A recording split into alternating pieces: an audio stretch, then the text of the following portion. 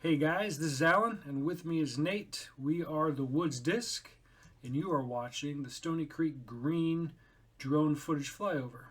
Nate, what do we have going on? Hawks, we have the Provision Financial Open coming up, often called PFO. Emphasis on the Provision Financial part. We're super excited to be partnering with Provision Financial. They have graciously sponsored this event and ultimately made this event what it is. We're so grateful for them over there. Great people over there. If you need financial help, look to them for that. Awesome. So you spoke to an event. Sounds like there's an event happening. Tell me about it. Yeah, we have two events. Okay. So I don't know how else to describe it, but we had a Saturday event, two separate independent events. So we got Saturday, Sunday, 2 round events, 1 round on green course, 1 round on blue course. Basically, it's just going to be a bundle of fun. Bundle of fun. I'm into that. So, Nate, two different events. One on Saturday, one on Sunday. I've seen that happen in the past. Are you splitting up divisions? I would love to play in both. That's ultimately my question. So I'm posing to you, is that possible? I actually pose a very interesting question because theoretically you could. If you qualify for a division in each event, you could. And honestly, I'd caution people from doing that because a lot of times what will happen is you'll have an overdose or you might even pass out with the amount of fun you might encounter. And so if you're into that and you can handle it, I'd recommend doing it. See, I can get into that. That sounds fun. All right, so one more question for you there, Nate. You're partnering with Provision Financial Open, and that's awesome. How does that help myself as an amateur player? I actually pose a very interesting question once again. They have graciously sponsored the event with resources, right? Oh, okay. And so they have graciously gave us $3,000 towards the payout, both amateurs and pros, over the course of 2 days. And so one thing I will caution people of is that you may need to make 2 trips to the car with the amount of plastic that you'll be carrying. And so that's the only downside to that, that issue. Right? That's a tough issue. Yeah. Okay. Sounds like fun. Hawks, why don't you tell us about hole 1? All right, here we are, Stony Creek Green, hole 1. We're going to have the par and the footage listed, but more importantly, this shot, we're going to talk strategy because what I'm looking at as the drone's flying, this first shot, man, when you go into the bushes, whether it's to the left or to the right, it is a jungle. It's a jungle in there. Yep. Pitching out to save par is like you've accomplished something massive. So, to me, I'm going to tell anybody land here. Land right here, play for the chip up, drop in 3. That's safe. Yeah, it really is dependent on how much cojones you got. Yeah, right? That's fair. If you have the distance to get it done, go big. Go big. You know? Yeah, fair enough. All right, so the breakdown for 2, Nate, what do you got for me? 2 is one of the more deceiving holes on the course. It's one that you theoretically need to get, but ultimately people take it for granted. It's one that you'll often see people fluff it and not commit into this right side, or they hit the gap, but they don't control the latter third of their flight, and so they end up in this left side stuff. Yeah. One thing I would recommend is commit, throw hard. No, not throw hard. That's kind of weird. Throw controlled. And just commit to your shot, and you'll give yourself a putt. Okay. Yeah, it's a gettable hole. Yeah, very gettable. I think that's a good description of it. Hole 3. Tell us about it, Hawks. Hole 3. So it's a very specific shot, right? You can throw. I mean, you got to miss trees. That's just the facts. The nasty kick off to the right. Now you're trying to save a 4, and I mean it. Trying to save a 4 because again, the rough out here at Stony's really rough. So if you need to play a safe shot and a throw off to the left here, you can give yourself, past this tree to the left, you can give yourself an open 40-footer. If you can navigate with, again, I don't know. Where are most people landing? Fair question. So if you can hit this spot, this bush right that we're passing right here is where you see often discs land. If they push too fast, you're going past it, and now it's an uphill putt, which is fine. Either way, you got to putt. You got to putt. Oh, hole 4. What do you got, Nate? Hole 4 is one of those holes with multiple tee pads. We're flying through the long tee pad lane. You got two options. You got the aggressive line towards the left, more conservative line towards the right. But ultimately, either line, you got to hit a gap, and you got to commit to your shot. There's really this is one of the holes where you wanna play to the landing zone and get aggressive on your second shot. Got it. Right here is where you kind of want to land from the short. You will see quite a few people go for the pin, but ultimately the risk reward might not be there, right? Okay. What I will say is the approach here is like hole 2. It can be take it for granted. It's one that you should be able to approach, but ultimately a lot of guys don't necessarily put it that close. And so they leave themselves with a 20, 25 footer, a little pressure putt, but if they can knock that down, it's good momentum going into the rest of the course. This is a good birdie to get. Yep. It's hard birdie to get. Hard birdie, but rewarding. You just got to execute your shots. Yep. Sounds silly, but execute. Hole 5. What we got? All right, another talking about executing your shot. So it's straight. It's straight, but then you crest this little hill, and the green is fast. Oftentimes, and I believe this is the plan, we're going to have an out of bounds inside the circle past the basket. So it's a distance control as well. Yeah. Right? And it's not just a stock hyzer for a righty, because that big bush that we passed, and you got to navigate these trees. So you just have to throw straight. You have to be comfortable throwing a putter flat and straight. Yeah. And then you're set. Yeah. You should be able to drop in too. Again, you should be. Yeah. We got to execute though. Hole 6. What's up? Hole 6. This picture off the tee looks way more daunting than it actually is. This water comes into play, but if you just don't look at it, it really shouldn't affect your shot.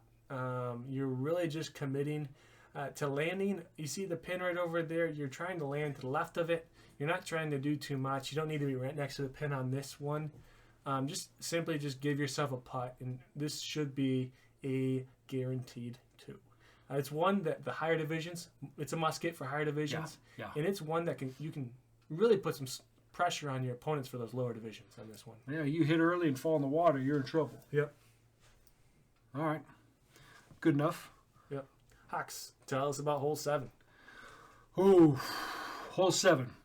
As we have seen at Stony, the longer par 4s, good placement shot.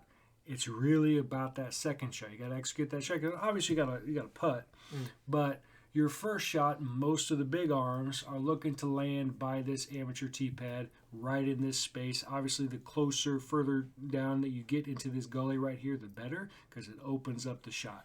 Then the second shot, you'll notice there's a whole lot of dirt. The green is fast. Ooh, okay. You need to land early and let your disc slide up on that ground for a nice, easy 10, 15 footer. Yeah. Just to walk away simple. Again, getting a par on this hole. Strokes on folks. Is a good score. Yeah. Birdie. Way good. Way good. Is a good word. Yeah. It's gettable if you execute your shots. That's just again. We've already talked about that so far. If you're just good, you'll play good. It's basically what you're saying. Yeah, that's fair. All right, hole 8. What's up? Hole 8 is one that a lot of people, most people just throw a simple hyzer here. But one of the common mistakes are this rough on the right. Guys will get a little too aggressive, flips up and over and find themselves in there, and realistically try to bite off too much.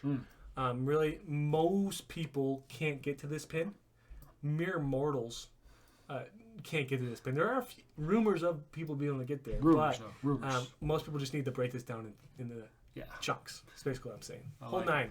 Tell us about it. All right, so the tough part on 9 is there's an uphill tee pad. So it's very slight grade, but for me, that messes with my footwork. Really? And I lose my distance, I get nose up, and I'm always 45, 50 short. It's weird. So, weird. But really, all you got to do is throw straight, again, backhand. Throw straight righty backhand and let the disc finish, and it's a super simple hole. It's a super simple hole. You don't overcomplicate it. Yeah, I'm overcomplicating because the T-pad gets in my head. I just want to make sure everyone's aware of it. Just be better. Just got to be better. That's it. Yeah. Hole 10. What's up? Hole 10, I would characterize it as the signature hole on the course, just because of the view. It's one that realistically you should be taking a 3 on, but a lot of guys get caught up in this right side. The air is the left side, and then if you don't dial the shot in, you simply just need to pitch up and swallow your par. There are going to be lots of birdies on this hole, but there's going to be some sprinkled bogeys. But I think the air is left, and if you get off this hole with a par, you're sitting good. Yeah, that's okay. That's okay. It's okay. Birdie obviously is ideal, but par's okay. Hole 11, tell me about it. Hole 11, another one of those par 4s that's about that first shot and then the second shot. The first shot being a placement shot, second one being the big score separator. So this hole, I know it doesn't feel like it, but there's a slight grade from right to left. And what I have found is when I throw, if I saw off my throw, I'm off in these trees to the left, and I'm in trouble. I'm pitching out here and then playing for my 4. So in order to score, you need to land by the ampad and then throw your second shot toward this pine on the right, let it skip underneath. This, which we've seen, this green is fast. Yeah. It slopes down and away. If you allow yourself a skip at the basket, you will find yourself 30 plus for your putt. So just be aware of it. Come in soft. Again, definitely a fast green. Yeah, it's easier said than done, but just fair warning. That's just how this hole is. All right, Nate, what's up with these temp holes? What do you got going? So, actually, we threw a little bit of a curveball at you. We're putting in a temp hole. Okay. As you can see, it's right next to the pavilion. You got the right side is parking lot OB. There you can see the basket down there. The basket is actually on a slope, and so you're kind of having to play with that the risk reward aspect. Okay. You can try and park it, or you can play left of the basket and get yourself a putt on the basket. But it's going to be a fun shot. I think that's going to be a score separator and something different, realistically. And we made an adjustment towards the back nine. Yeah, I like the fact that OB is lining the hole on the right. That's going to be good. Yep, I think it'll add a different element to the hole. Okay, good. Ox, tell me about hole 12. Yeah, hole 12. So, hole 12, it's a tough hole. Tight gap, a lot of trees. Now, the good part is at the end, you see the little ravine down here, and then the slope that goes up to the basket with a little bit of a backdrop. So, regardless of where you land, ideally you're landing here, right in this little crevice or ravine, and then it's a 50-footer, 45-footer, but there's a backstop. So, run it. Run it. Yeah, I've seen a number of throw-ins, long putts, circle 2 putts, cash because people are willing to run it. Yep. So don't be afraid to make that happen. If for some reason you hit early, run it. Yep. So it's one of my favorite greens just because I have that as a fail-safe. Gotcha. So hole 13, what's up, Nate? So hole 13 is one that kind of gets people in trouble on this left side. Okay. A lot of people find themselves trying to get too greedy and trying to pin it. When in reality, they just need to throw straight because throwing straight will get them 20 feet right of the basket. You see this right side, left side. Majority of people throw this right side and kind of let their disc naturally drift at the end of its flight left. You'll find yourself in the circle if you do that. Okay. But the majority of the misses are in that ravine down to the left. Yeah. So you can try to go left gap and try to park it. But risk reward. There's a risk there. Yeah, you hit something, boom. Yeah. Hole 14. Tell me about it. Quick, short little guy. Throw in this gap. It's the biggest gap. You could try the right gap, but it's very, very tight. Throw in this gap, uphill, hit early, let the disc skip up. Again, it's dirt on the green, so the disc will get a good skip, or a slide if you prefer a slide. Okay. Slide tends to be, slide's easier. Yeah. All right, Nate, another temp hole. What's going on with it? So, Hawks, we decided to connect hole 15 and hole 16. So, you're playing from 15's tee pad. Okay. And you're going to 16's basket. So, right here is the basket you don't want to go to. It's hole 15's basket. And so, we're just going to show you it. But this is what the basket you don't want to play to. We'll have a garbage bag over this to indicate that. Yeah. And so, you'll actually be playing to this basket. You're not playing from this tee pad, okay, which is behind these two trees. What I would strategize, it's a par 4. Okay. It's one where you want to kind of land right here and give yourself a kind of a good upshot. Now, the upshot isn't straightforward. It's very much a technical upshot because a lot of times you're playing to a blind basket. So you have to have that upshot dialed in and then obviously give yourself a putt, knock it down. You should be able to walk away with a good score in this hole. Hole 17. Tell me about 17, absolutely. So we're driving from the long basket or long tee. You saw the short tee over there. This is obviously a gradual downhill, as you can see. It is as open as Stony gets for the big bomber. You just got to pipe one straight. It's hard to get there. Traditionally, if you're getting a birdie from the long, you're making a big putt. Yeah, exactly. Very rarely are you parked on 17. Yeah. From the long tee pad. Short, different story. Long, that's what it is. All right, Nate. Last hole. What's up? Hole 18. This is another one of those holes where guys try to pin it when in reality they just need to throw straight. It's only 290.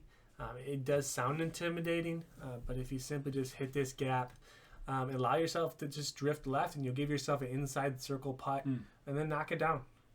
It's not a lot of guys overcomplicate this hole. Okay, all right. Well, gentlemen, ladies, thank you for joining us on this adventure. Nate, anything to say? Yeah, like, subscribe, do all the YouTube things, hit that notification bell. I hope to see you guys at the event. I think it's going to be a blast. Whether you play Saturday, Sunday, or both days, we look forward to seeing you. So thanks for watching. Take it easy. Peace.